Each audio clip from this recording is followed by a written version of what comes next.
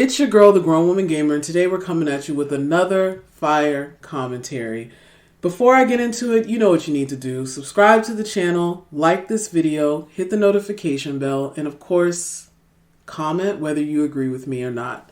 So let's get into it. Today we're going to be talking about the Los Angeles Lakers, one of my favorite subjects to discuss. And we're going to be talking about whether or not I believe the Lakers will make it into the playoffs, so essentially get through the play-in tournament, and what the likely outcome will be if they do make it and if they don't. If you haven't been paying attention to the Lakers, this year has been embarrassing. I mean, they have played really poorly across the board. And when I say that respectfully, you know how much I admire LeBron James and his play, and he has had an amazing year as far as scoring and as far as some of the career milestones that he's passed. And I still have a great deal of respect for him. But ultimately, across the board, the Lakers have struggled, even against teams where on paper you would expect them to have the upper hand.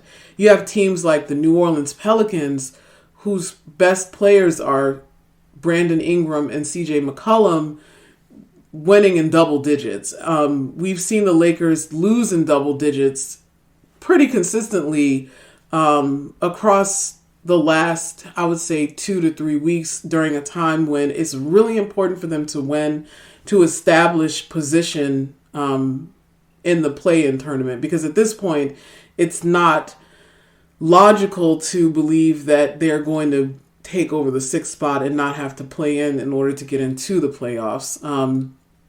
Everyone has talked ad nauseum about Russell Westbrook and the expectations that he had, or that we had for him coming into LA, and how he hasn't really lived up to that, and how he's truly been exposed as far as some of the areas where he has struggled in his career. But because of the teams that he's been with previously, Oklahoma City and Washington, and even in Houston, a lot of the things that were not up to par with his game were not as visible, because people honestly did not care whether or not those teams won.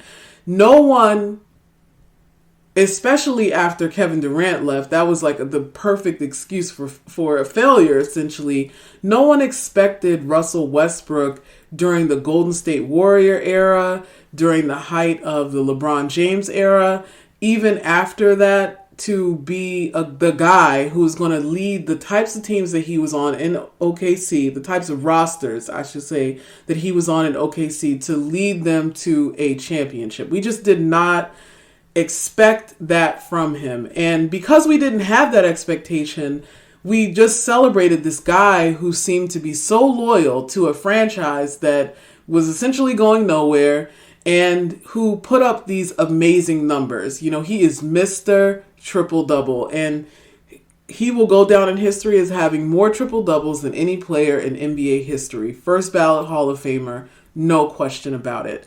But now that he's on the Lakers, a team that is probably one of the most visible athletic franchises in the world, people are watching, and having certain stat records means nothing to the Lakers fan base. Lakers fan bases and the Lakers fan base, we want championships. We want banners lifted. We are not interested in much else now.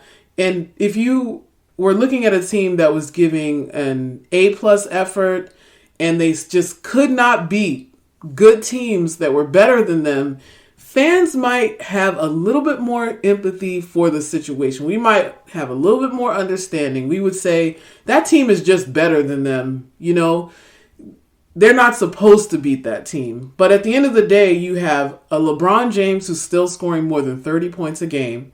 You have an Anthony Davis who people have very high expectations for, and we should maybe dissect whether or not that's reasonable any longer. I don't know. That's kind of a touchy conversation to get into, but maybe we'll get into it today.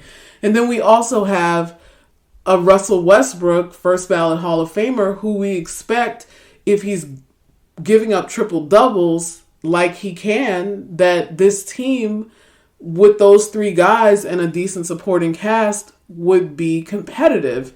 But again, this year's NBA is very different than any previous season I've ever watched. And I've been watching basketball for going on 3 decades. Listen, the East has never been as competitive as it is today. The West is also extremely competitive, more competitive than it has been in over a decade. On any given night, no matter who you're playing, you'll have to show up and you'll have to do your thing. Because even against a team that's intentionally tanking, look at the game from last night. This is the game where Kyrie Irving scored 60 points, over 40 points in one half of basketball. They were playing against a team, the Orlando Magic, who has no reason to win. Like their team losing puts them in a better position to get a good draft pick. So you still have that team scoring over 100 points when the Nets are scoring 150. So it's a different NBA again than I've ever seen. And I don't think that most teams coming into this season really thought through what they were going to be facing. I don't think anyone really and truly understood the level of competition that was going to be in the NBA this year. And some teams have had to make some major adjustments, and other teams have had the light bulb turn on, like the Cleveland Cavaliers, to realize, it's up for grabs. If we bring it, we can beat any other team that we face this year. And this is great, I think, for professional men's basketball. It's just wonderful. You could watch any game and it may be interesting. So there's that. And also just the poor play. If you've watched the Lakers, you've seen a lack of effort on defense, lots of turnovers, a lack of synergy between the players, in large part due to the fact that many of these rosters they're still experimental. I don't think Frank Vogel has really found the core group of guys, and some of that's on him. A lot of it is due to injury. As soon as they catch a vibe, one of the either Anthony Davis or LeBron James ends up having to sit out for one reason or another. And it's been a mess, straight up.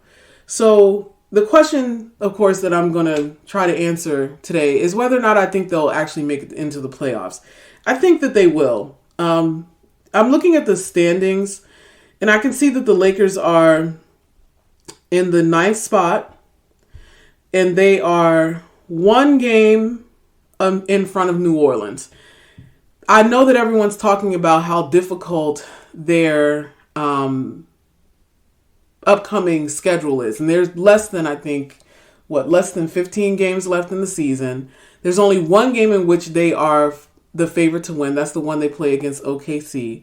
But what I think will happen is the Lakers may actually go down into the 10th spot, but as long as they win half of those games, if they can win half of those games, they will make it into the play-in tournament. So even though there's a part of me that is like, I don't know, but I'm going to give the LeBron James factor a lot of weight here and say the Lakers, provided that LeBron James stays healthy, that's the key. So this prediction gets wiped off the table if LeBron James is no longer in play. But if the Lakers can win half of the remaining games in their schedule, then I think that they can go into the play-in tournament in the number 10 spot. So what's going to happen after that? So actually, let's talk first about what happens if they don't make it. Now, my prediction again, and I'm willing to stand on my square, is that they will. But let's suppose that they don't. If they don't, what will happen is Russell Westbrook will want out of the Lakers. He's already made it clear, this is not a situation I want to stay in for another year. He's getting older.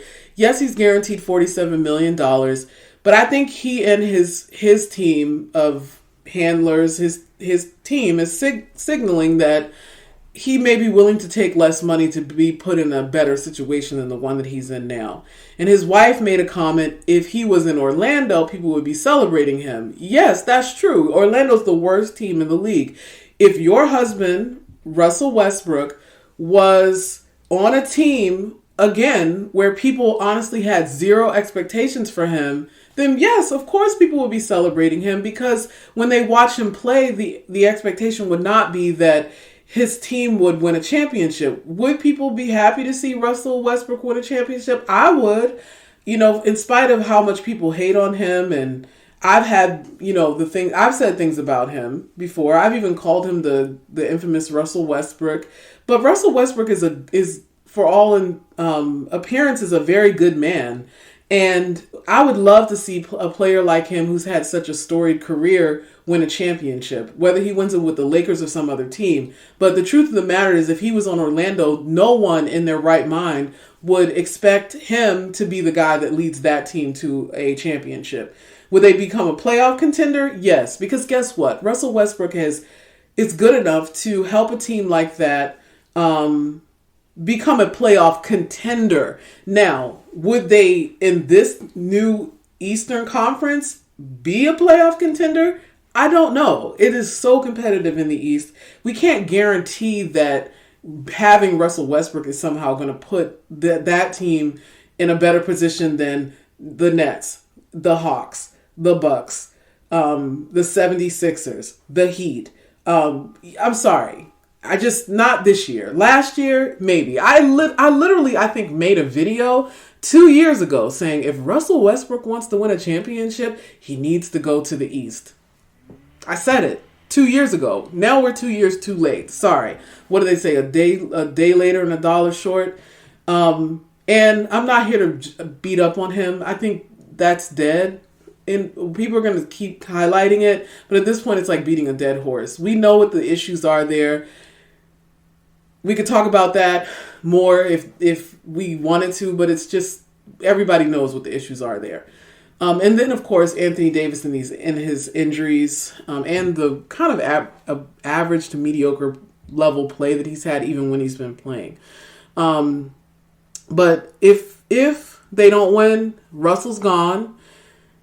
If it were me, I don't know. The trading of Anthony Davis, if I could trade Anthony Davis and get like a Porzingis, I probably would do it.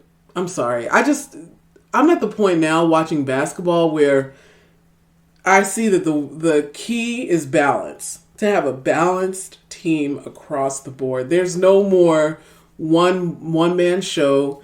You got to have two solid players, but it's better to have a DeMar DeRozan and I wouldn't say Porzingis, but let's say it's better to have like a DeMar DeRozan and a Vucevic or a Bam Adebayo than to have an Anthony Davis and then like a whole bunch of spare parts that may show up on one given night, but halfway show up on the majority of the other nights. It's just, anyway. So if the Lakers make it into the play-in tournament, it's likely that in the first round, they would face New Orleans. Now, what will happen in that game? I think New Orleans will win it and they'll eliminate the Lakers. That's what I think will happen. I just do. I don't know. I don't have the faith that in a series against a team, a franchise that already has a bad taste left in their mouth because of how Anthony Davis forced his way out of New Orleans, and a team that's still has a player that has a chip on his shoulder about you keeping Kuzma, not him, Brandon Ingram, that they aren't going to run right through the Lakers. The only way I see the Lakers winning in that game is if one of two or both of these following things happen. Number one, LeBron James has to score between 40 and 50 points if Anthony Davis is not playing. He just does. They can't, unless those other guys do something miraculous, like unless all of a sudden Westbrook transforms into Chris Paul and he becomes this guy who's all of a sudden making everybody around him a double-digit scorer.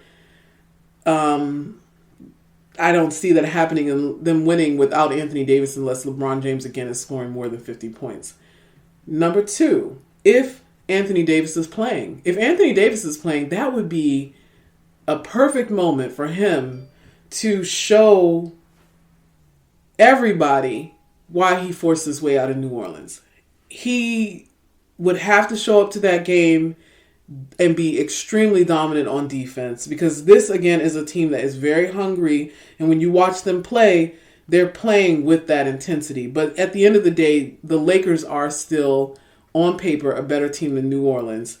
And if they make it to the play-in tournament, they play against New Orleans, they can and will win that game. Now, what will happen next? In the other play-in game, you'll have Minnesota versus the Clippers. I see Minnesota winning that game and securing the 7th seed. I don't see the Clippers without Paul George and Kawhi Leonard winning that game. To me, that game is not a toss-up. As long as Karl Anthony Towns, Edwards, and Russell are healthy, they can win that game, and they should win that game. So now we'll have the Lakers facing off against the Clippers to secure the 8th seed. If they win. Again, this is a big if they win. The Lakers versus the Clippers without Paul George or Kawhi Leonard, coached by Tyronn Lue at the former Staples Center, now Crip Center.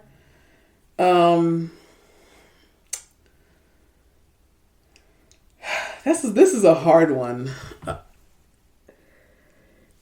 Okay, I'm just going to jump out there and I'm going to say if LeBron James scores more than 40 points and Russell Westbrook shows up and the Lakers play good defense, there's no reason why they couldn't beat the Clippers in the form that they are in now without Anthony Davis. Now, if Anthony Davis is playing, I think that they will beat them. As long as Anthony Davis shows up and gives 85% of what you would expect from him, that is how I believe they could secure the 8th spot and end up getting ran through by the Phoenix Suns in the first round of the Western Conference playoffs.